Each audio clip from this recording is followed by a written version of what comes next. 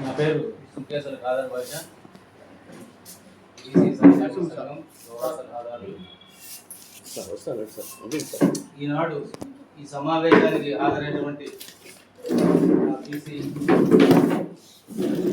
సంఘ బాంధవుల కుల సంఘీయులకు అందరికీ కూడా పేరు పేరున హృదయపూర్వక నమస్కారం తెలియజేసుకుంటూ, అదేవిధంగా ఈరోజు ఇక్కడ హాజరైనటువంటి మా పత్రికా విలేకరులకు అందరికీ కూడా నమస్కారం తెలియజేసుకుంటూ, ఈరోజు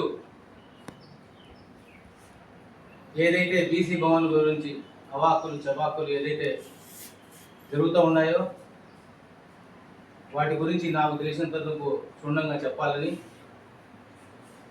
పత్రికా విలేకరుల ద్వారా ప్రజలకు తెలియాలని ఇక్కడ హాజరు కావడం జరిగింది. ముఖ్యంగా బీసీ సంక్షేమ సంఘం ఏ పార్టీకో ఏ వర్గానికో సంబంధించింది కాదు. బీసీ సంక్షేమ సంఘం స్వచ్ఛందంగా సేవకు మాత్రమే, బీసీల యొక్క సేవ కోసమే పనిచేస్తున్న సంఘం ఇది. రాజకీయ పార్టీలకు అతీతంగా ఉంటాం. అయితే ఏ పార్టీ వాళ్ళు మాకు సహాయం చేస్తే వారి వద్దకు పోతాం, వారి యొక్క సహాయ సహకారాలను అడుగుతాం. వాళ్ళు అందించే సహాయ సహకారాలను బీసీ కుల బాంధవులకు, బీసీ సంక్షేమానికి ఉపయోగపడే విధంగా మేమందరం కూడా కృషి చేసుకుందాం. అది వాస్తవమైన విషయం. అయితే ఇక్కడ రాజకీయ మలుగులో ఈ యొక్క బీసీ సంక్షేమ సంఘానికి అపకీర్తి తేవాలని ప్రయత్నం చేస్తున్నప్పటికీ, అయితే ఇక్కడ చేసే పని ఏది కూడా ఈ బిల్డింగ్ కోసం ఏదైతే స్థలం మన గౌరవనీయ కలెక్టర్ గారు ఉన్నటువంటి మన కలెక్టర్ గారు విజయరామరాజు గారు ఉన్నప్పుడు బీసీలకు ఈ యొక్క 20 సెంట్లు స్థలం సరిపోదు, 1.5 ఎకరా పైన ఉంటేనే బాగుంటుందని వాళ్ళు ప్రపోజ్ చేయడం జరిగింది.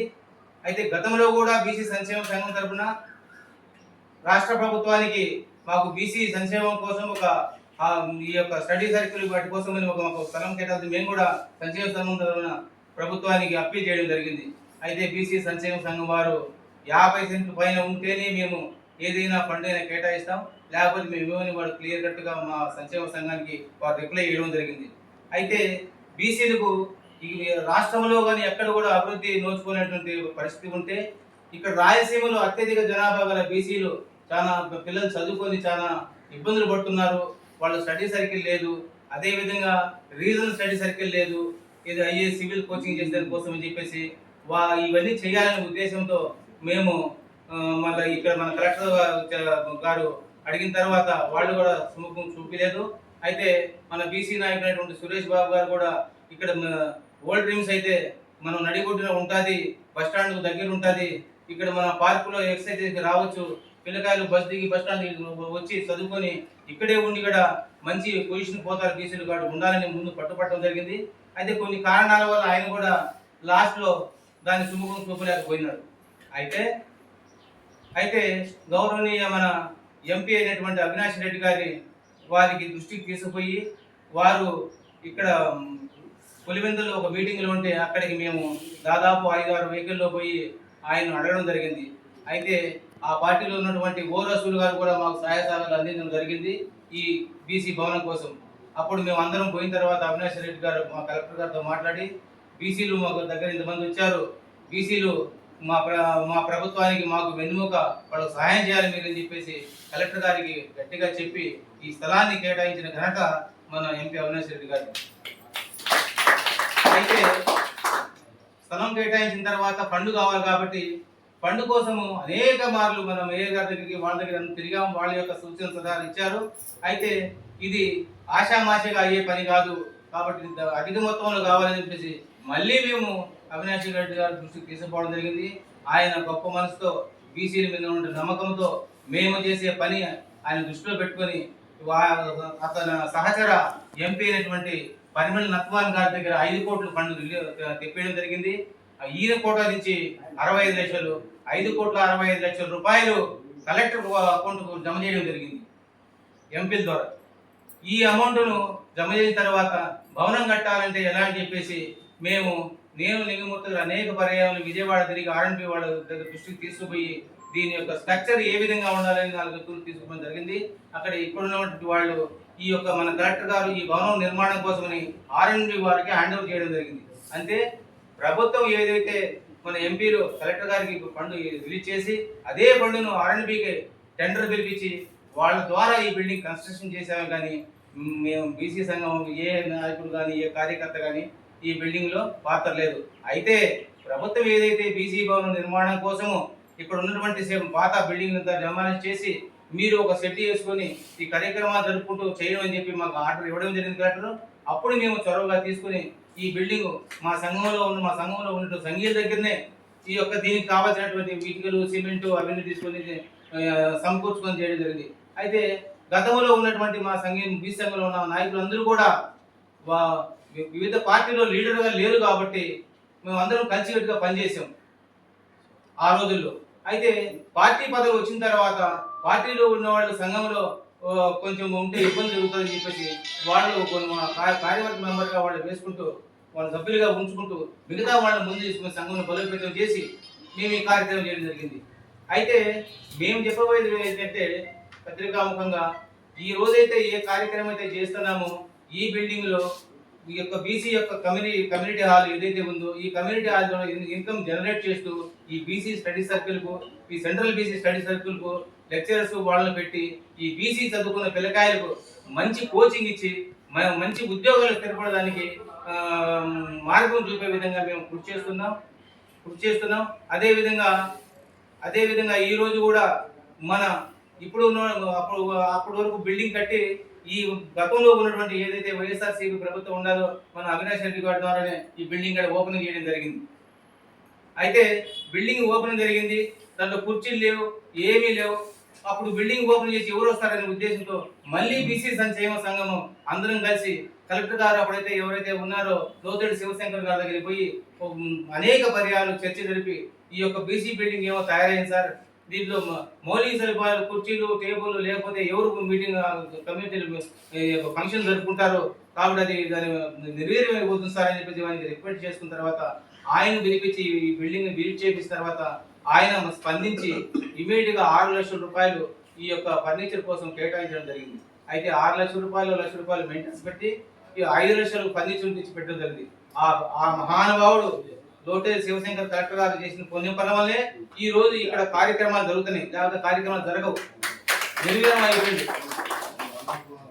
అయితే ఈ అయిపోయిన తర్వాత కూడా ఈ స్టడీ సర్కిల్ జరుగుతుంది, లైబ్రరీ కొంచెం తక్కువ ఉండని చెప్పే ఉద్దేశంతో మళ్ళీ మేము ఖాళీగా ఉండకుండా ఈ సంక్షేమ సంఘంలో ఎవరైతే ఉన్నారో అంత ఖాళీగా ఉండకుండా ఇప్పుడు ఏదైతే ప్రభుత్వం అయితే ఉండాలో ఆ ప్రభుత్వాన్ని మన బీసీ నాయకులు ఎవరైతే పుట్టా సుధాకర్ యాదవ్ ఉండారో వారి ద్వారా వాళ్ళ కొడుకు ఎంపీ గారి దృష్టికి తీసుకుపోయి ఇక్కడ ఆయన పిలిపించి ఇక్కడ విజిట్ చేసిన తర్వాత ఆయన దృష్టికి తీసుకుపోతే ఆయన కూడా మనసు చెల్లించి మీరు ఇంత కష్టపడి పనిచేసిన తర్వాత మా వంతు సహాయ సహకారం కూడా అందిస్తామని చెప్పేసి దాదాపు 25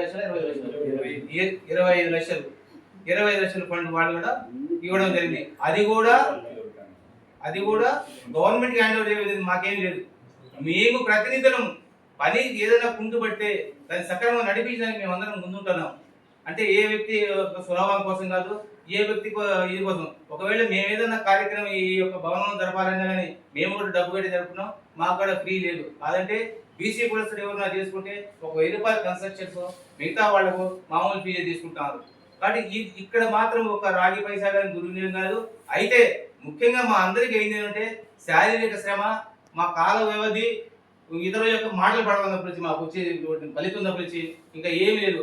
అయితే భగవంతుడు ఒకటి చూస్తూ ఉన్నాడు, ఏదైతే మంచి పని చేస్తే వారి అంటే భగవంతుడు ఉంటాడని దైవ గ్రంథాలు చెప్తా ఉన్నాయి. వాటిని నమ్ముకొని దైవ గ్రంథాల ఆధారంగానే మేము కూడా ఎలాంటి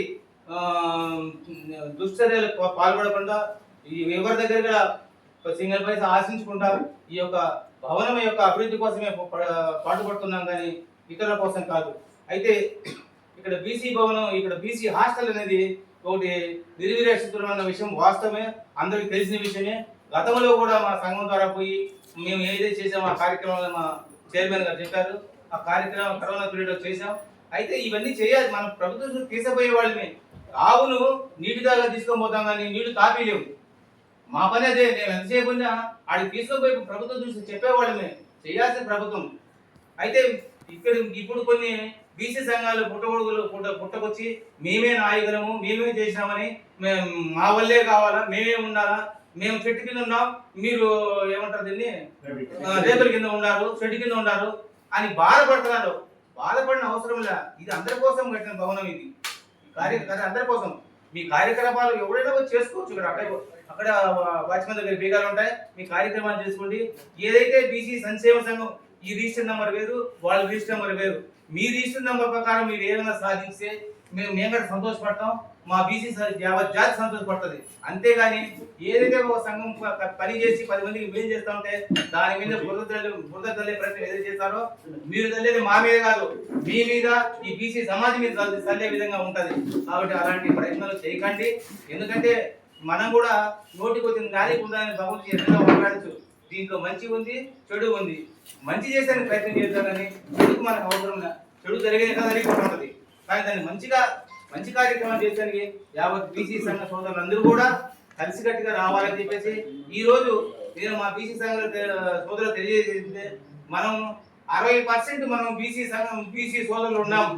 ఈ భారతదేశాన్ని శాసించే శక్తి బీసీకే ఉంది అని మనము ఊపు సొమ్ము ఏదేమంటారో గాలి మాటలు చెప్పుకుంటున్నాం. కానీ ఈ 60% బీసీ ఉన్నప్పుడు ఈ 60 కులాలను అవేర్నెస్ చేసి రాజ్యాధికారం పొందే విధంగా మనం ఎందుకు కృషి చేయడం లేదు? 60% మనం ఉన్నప్పుడు 10% ఉన్న వాళ్ళ ఓట్లు వేసి మనం గెలిపించుకుంటూ ఉండేటప్పుడు 60% ఉంటే మన ఓట్లే మనం వేసుకుని మన ఓట్లు ఎందుకు చైతన్యం తేలేకపోతున్నాం? ఇలాంటి భవనాలు రచ్చగట్టుకోవచ్చు. అవసరమైతే రాజకీయ అధికారంలో మన వాళ్ళు ఉంటే శాసనాలు చట్టాలు చేసే ధైర్యం మనకు వస్తుంది. కాబట్టి ఆ విధంగా మనం ప్రయత్నం చేయాలి. కానీ మనం ఒకరి మీద ఒకరు దుమ్ము వేసుకుంటే ఏమీ లేదు. అయ్యా నా కిందోడికి ఒక కన్ను పోతే పైయోడు కోరుకుంటే 2 కళ్ళు పోవాలని కోరుకుంటే ఏం ఉపయోగం లేదు. గుడ్డోళ్ళు అయిపోతాం అందరం. కాబట్టి ఇప్పటికైనా మన సోదరులు కన్ను తెచ్చండి. అందరూ భగవంతుడి దయ వల్ల బాగుంటారు, సుఖ సంతోషాలు ఉండరు. కానీ మన జనాభా ఎక్కువ గ్రామీణ స్థాయిలో, గ్రామీణ పట్టణాల్లో చాలా విషయాలు తెలియక చదువుకు ఏ విధంగా చదువుకోవాలా, ఎట్లా మనం ఉద్యోగాలు సంపాదించాలా చాలా మంది తెలియని విషయాలు గ్రామ స్థాయిలో ఉన్నది. వాళ్ళ కోసమే మన సంక్షేమ సంఘాలు ఉండేది. మన పోజు కోసము, మన స్టిల్ కోసము, మనం ఏదో ఫోటోలు వస్తే ఆ ఫోటోలు ఏదో వస్తాయని చెప్పేసి ఆ ఫోటోలు చూసి ఎవడో మనం లైక్ చేసి షేర్ల కోసం కాదు మనం ఉండేది. మనం ఏది చేసినా బీసీ కుల బాంధవులకు అందరికీ 130-140 కుల సంఘాలు ఏది బీసీలను వాళ్ళందరికీ న్యాయం జరగాలని చెప్పేసి ఈ సంక్షేమ సంఘం పనిచేస్తున్నది. మాకు రాష్ట్ర అధ్యక్షులుగా కేశవ శంకర్రావు కూడా ఉన్నారు, జిల్లా అధ్యక్షులుగా మన లింగమూర్తి కూడా ఉన్నారు. వారి ఆధ్వర్యంలో మేమంతా పనిచేస్తున్నాం. నాగరాజు అయితేనేమి, కళ్యాణ్ సుధీర్ అయితే, శ్రీను అయితే మీకు ఉన్నాము. ప్రతి కుల సంఘం అందరం కూడా పేరు మేమందరం కూడా పనిచేస్తున్నాం. ఎందుకంటే ఒక మంచి పని చేసేటప్పుడు మనం ఆ మంచికి సహాయదారులు అందించబట్టే దేవుడు మనం క్షమించడు. ప్రకృతిలో మనకు తెలియకుండా ప్రతి విషయాన్ని మనం గమనిస్తూ ఉంటాడు దేవుడు. కాబట్టి దేవుడు మనం క్షమించాలంటే సమాజానికి కావాల్సినటువంటి సేవలు అందించే విధంగా మనం అందరం కృషి చేయాలా. ఒకవేళ మనం ఎవరైనా తప్పులు ఒప్పులు చేస్తే దాన్ని సరిదిద్దుకోవాలా. మనం ఓపెన్ గా చేసుకుని ఒకవేళ ఈ రోజు మేము చెప్తున్నాం రాజకీయ పార్టీలు మేము ఏమైనా తప్పు చేస్తే ఏ పార్టీలో పెంచండి, మేము వస్తాం, మీ దగ్గర కూర్చొని మాట్లాడతాం. మాకేం భయం ఉంది చెప్పండి? మేము ఎప్పుడు ఓటర్గానే ఉన్నాం. మేము రాజకీయ పదవులు మేము ఎప్పుడు అడగడం లేదు. మేము సంక్షేమ సంఘం కోసమే పనిచేస్తాం, సంక్షేమం కోసం పనిచేస్తాం. రాజకీయ రాజకీయ పదవుల కోసమే ఈ సంక్షేమ సంఘంలో ఎవరు కూడా కృషి చేయడం లేదు.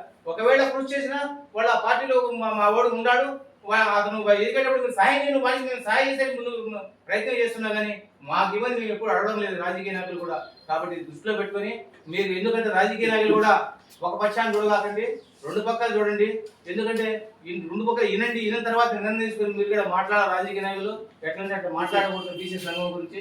కాబట్టి ఈ బీసీ భవనకు మాకు సహాయ సహకారం అందించినటువంటి ప్రతి ఒక్క రాజకీయ నాయకులు కూడా ఈ బీసీ సంక్షేమ సంఘం తరఫున కృతజ్ఞతలు తెలియజేసుకుంటూ సదా మేము రుణపడి ఉంటాం.